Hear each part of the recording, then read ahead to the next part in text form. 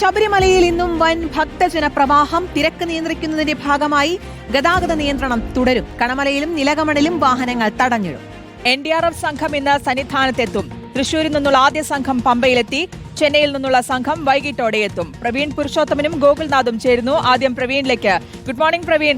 ഇന്നലെ ഉണ്ടായ തിരക്ക് നമ്മൾ കണ്ടതാണ്. എത്രത്തോളമായിരുന്നു? ഒരു ഘട്ടത്തിൽ നിയന്ത്രിക്കാൻ പോലും കഴിയാതെ പോലീസിന് സാധിച്ചില്ല എന്നതൊക്കെ ഉണ്ടായിരുന്നു. അപ്പോൾ ആ സാഹചര്യമൊക്കെ മുന്നിൽ നിർത്തിക്കൊണ്ടുള്ള ഒരു ഒരുക്കങ്ങൾ ഇന്ന് എന്തായാലും ഉണ്ടായിരിക്കുമല്ലേ? ഗുഡ് മോർണിംഗ് ശ്രുതി, കീർത്തന. ശബരിമലയിൽ ഇന്നും പതിവ് പോലെ തന്നെ വലിയ ഭക്തജന തിരക്കാണ്. നമുക്കിപ്പോൾ ദൃശ്യങ്ങളിൽ കാണാൻ സാധിക്കും. ഭക്തർ ദർശനത്തിനായി ക്യൂ നിൽക്കുകയാണ്. ഇന്നലെ ഈ ദൃശ്യത്തിൽ കാണുന്ന ഈ സ്ഥലത്താണ് വലിയ തിക്കും തിരക്കുമൊക്കെ അനുഭവപ്പെട്ടത്. കുട്ടികളൊക്കെ തിരക്കിൽപ്പെട്ട് വലയുന്ന കാഴ്ച കൂടി നാം ഇന്നലെ കണ്ടു. അതോടുകൂടി പോലീസും ഒപ്പം തന്നെ ദേവസ്വം ബോർഡും ഒക്കെ കൂടുതൽ മുൻകരുതലുകൾ ഇപ്പോൾ എടുത്തിട്ടുണ്ട്. ഇപ്പോൾ ദൃശ്യത്തിൽ കാണുന്നത് 18-ാം പടിക്ക് താഴെ ഭക്തർ കാത്തു നിൽക്കുകയാണ്. 18-ാം പടി ചവിട്ടി തിരുമുറ്റത്തേക്ക് കയറാൻ കാത്തു നിൽക്കുകയാണ്.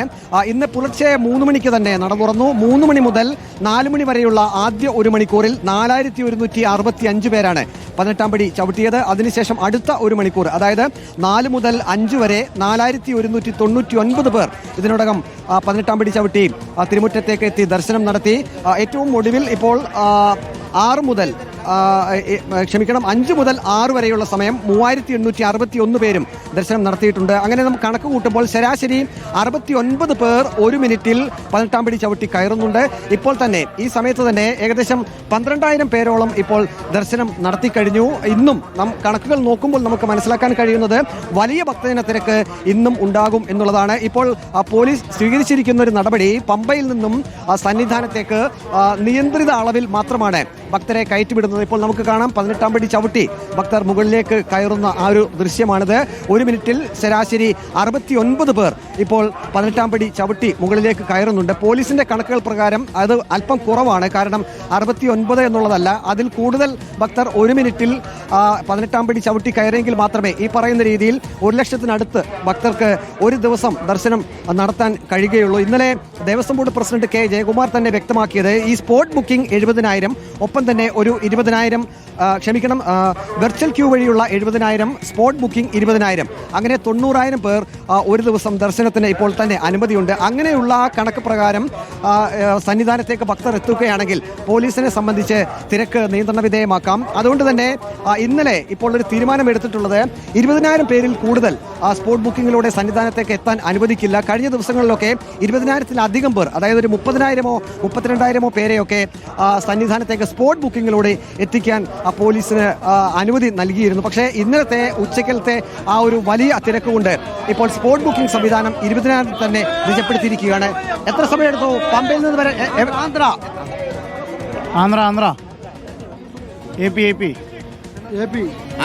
തിരുപ്പതി കൂടുതലും ഇതര സംസ്ഥാനത്ത് നിന്നുള്ള ഭക്തർ തന്നെയാണ് ഇന്നും പതിവ് പോലെ സന്നിധാനത്തേക്ക് എത്തിയിരിക്കുന്നത്. ഇപ്പോൾ നമ്മളോട് സംസാരിച്ചത് ആന്ധ്രയിൽ നിന്നുള്ള ഭക്തരാണ്. മലകയറ്റം എങ്ങനെയുണ്ടായിരുന്നു? ഭയങ്കര ഡിഫിക്കൽട്ടായിരുന്നു, ഭയങ്കര കഠിനമായിരുന്നു. ഇപ്രാവശ്യം ഇത്ര 40 കൊല്ലത്തിന് ശേഷം ഇപ്രാവശ്യമാണ് ഏറ്റവും കൂടുതൽ വിഷമമുണ്ടായത്. കുട്ടികളൊക്കെ കൂടുണ്ട്, മാളികപ്പുറങ്ങളൊക്കെ ഉണ്ട്, അവർക്ക് വെള്ളവും ആദ്യമായിട്ടാണ് ഇപ്പോഴും സംഭവിച്ചേക്കണേ. ഭയങ്കര അഡ്മിനിസ്ട്രേഷൻ വളരെ പ്യൂറാണ്, അതാണ് സംഭവിച്ചേക്കണം. പമ്പയിൽ നിന്നും സന്നിധാനത്തേക്ക് എത്തുന്നവരെ വിവിധ പോയിന്റുകളിൽ നിങ്ങളെ പിടിച്ചു നിർത്തുമല്ലോ, അവിടേക്ക് എത്ര സമയം കാത്തു നിൽക്കേണ്ടി വന്നു? പക്ഷെ എന്നെ ഒപ്പം വന്നവരൊക്കെ മറ്റേ ക്യൂ വന്ന കാരണം ഇവിടെ വന്ന് സ്പ്ലിറ്റായി. അവര് 12 മണിക്കൂർ എടുത്തു. നമുക്കിപ്പോ ഈ സ്പോട്ട് ബുക്കിംഗ് എന്ന് പറഞ്ഞ സംഭവം ഒഴിവാക്കി തന്നെ കഴിഞ്ഞാൽ നമുക്ക് കുറെ കൺട്രോൾ കിട്ടൂടാ. അത് 20,000 പേരെയാണ് അനുവദിച്ചിരിക്കുന്നത്. നമ്മൾ പിന്നെ ഇപ്പോൾ ബുക്ക് ചെയ്ത് വരുന്നവർ എന്തിനാണ് വരുന്നത്? സ്പോട്ട് ബുക്കിംഗ് എന്ന് പറഞ്ഞിട്ട് നമ്മൾ ബുക്ക് ചെയ്ത് സ്ലോട്ട് കിട്ടാതെ ഇവിടെ ഡേറ്റ് മാറ്റിയിട്ട് നമ്മൾ വന്നിട്ട് ഇവിടെ വരുമ്പോൾ സ്പോട്ട് ബുക്കിംഗ് കൊടുക്കുന്നുണ്ടെങ്കിൽ പിന്നെന്താണ് കാര്യം?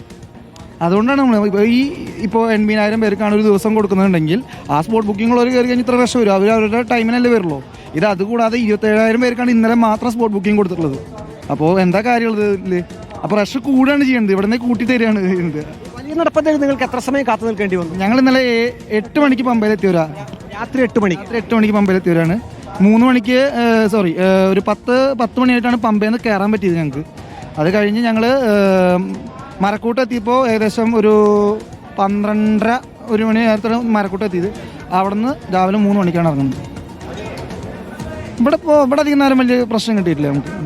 ഇല്ല അതൊന്നും പ്രശ്നമില്ല, അതൊന്നും പ്രശ്നമില്ല, അങ്ങനത്തെ കാര്യങ്ങളിലൊന്നും ഇല്ല. അത് സന്തോഷമുള്ളൂ. അതെ, ഭക്തർ പറയുന്നത് അവർക്ക് കുടിവെള്ളം, ലഘുഭക്ഷണം അതൊക്കെ സമയാസമയത്ത് തന്നെ മല കയറുമ്പോൾ കിട്ടുന്നുണ്ട്.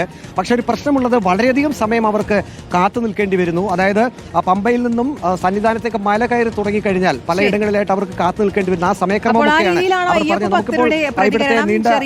ചില പരാതികൾ, ബുദ്ധിമുട്ടുകൾ അവർ പങ്കുവെക്കുന്നുണ്ട്. ഗോകുൽനാഥുമുണ്ട് കൂടുതൽ വിശദാംശങ്ങളുമായി. ഗോകുൽ, ഇപ്പോൾ അയ്യപ്പ ഭക്തരുടെ പ്രതികരണമാണ് കേട്ടത്. ഇന്നും സുഗമമായി ദർശനം നടത്താൻ സാധിക്കുമെന്നുള്ള പ്രതീക്ഷയിലാണ് അവർ മല കയറുന്നത്. ഇടത്താവളങ്ങളിലും സന്നിധാനത്തുമൊക്കെ ഇന്ന് ഒരുക്കിയ നിയന്ത്രണങ്ങൾ ഏത് രീതിയിലാണ്? ശ്രുതി, കർശന നിയന്ത്രണങ്ങളാണ് നിലവിൽ നിലയ്ക്കൽ പാർക്കിംഗ് ഗ്രൗണ്ടിലൊക്കെ ഏർപ്പെടുത്തിയിട്ടുള്ളത്. നമ്മളിപ്പോൾ നിൽക്കുന്നത് നിലയ്ക്കൽ ശിവക്ഷേത്രത്തിൽ നിന്ന് പാർക്കിങ്ങിലേക്ക് ഗ്രൗണ്ടിലേക്ക് കയറുന്ന വഴിയാണ്. ഇവിടെ രണ്ടിടത്താണ് നിയന്ത്രണം ഏർപ്പെടുത്തിയിട്ടുള്ളതാണ്. ആദ്യത്തെ ചെക്കിംഗ് പോയിന്റിൽ വെച്ച് തന്നെ പാസ് ഉള്ളവരെ മാത്രം കടത്തിവിടുകയും രണ്ടാമത്തെ ചെക്ക് പോയിന്റിൽ വീണ്ടും ക്രോസ് ചെക്ക് ചെയ്തതിന് ശേഷം മാത്രമാണ് കടത്തിവിടുന്നത്. ഇവിടെ വെച്ച് തന്നെയാണ് ഇത്തരത്തിൽ പാർക്കിങ്ങിനുള്ള ടിക്കറ്റും മറ്റും നൽകിയതിന് ശേഷം മാത്രമാണ് കടത്തിവിടുന്നതാണ്.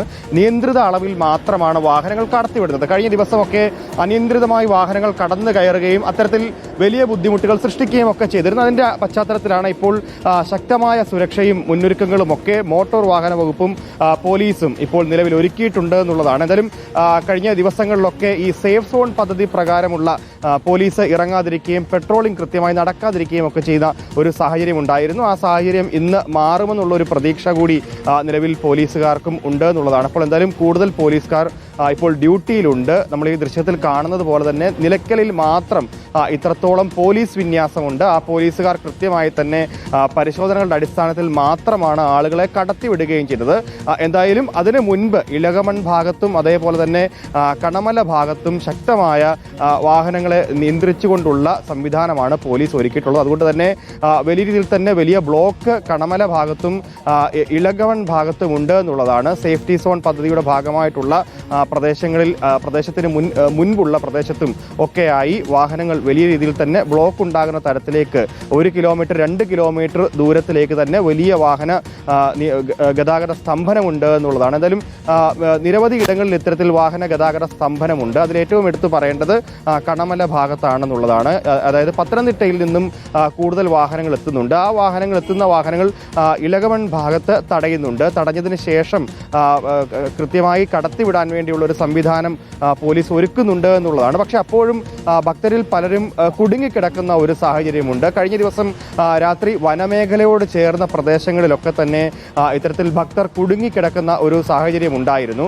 രാത്രി സമയത്ത് ഈ ശക്തമായിട്ടുള്ള വാഹനങ്ങൾ തടഞ്ഞു വെച്ചുകൊണ്ട് കടത്തിവിടുന്ന സംവിധാനമായതുകൊണ്ട് തന്നെ രാത്രി വനത്തിനുള്ളിൽ വെള്ളമോ വെളിച്ചമോ ഒന്നുമില്ലാതെ, ഭക്ഷണം പോലും ഇല്ലാതെ കിടക്കേണ്ട ഒരു സാഹചര്യം കൂടി ഭക്തർക്കുണ്ടായിരുന്നു. പക്ഷേ ആ സാഹചര്യമൊക്കെ നിലവിൽ രാവിലെ മാറി. എന്തായാലും ശക്തമായ സുരക്ഷാ മുന്നൊരുക്കങ്ങളും അതുപോലെ തന്നെ സുസജ്ജമാണ് പോലീസ് കൃത്യമായി തന്നെ ഈ പാസ് ഉള്ളവരെ മാത്രമേ നിലവിൽ കടത്തിവിടുന്നുള്ളൂ എന്നുള്ളതാണ്.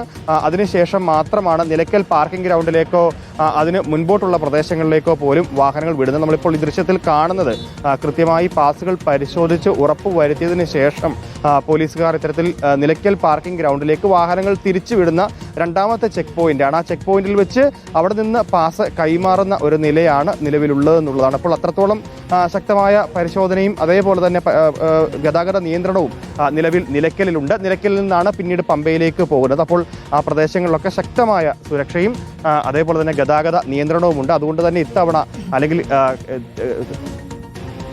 ഇത്തവണ പൂർണ്ണമായിട്ടും ഭക്തരെ നിയന്ത്രിക്കാനാകുമെന്നുള്ള ഒരു പ്രതീക്ഷയാണ് നിലവിലുള്ളത്. ഓക്കെ, എന്തായാലും ഇന്നും വൻ ഭക്തജന പ്രവാഹം തന്നെയാണ് ശബരിമലയിലേക്ക് എത്തുന്നത്. ഒപ്പം തിരക്ക് നിയന്ത്രിക്കാനുള്ള ക്രമീകരണങ്ങളെല്ലാം ഒരുക്കുകയും ചെയ്യുന്നുണ്ട്. പ്രവീൺ പുരുഷോത്തമനും ഒപ്പം ഗോകുൽനാഥുമാണ് വിവരങ്ങൾ നൽകി.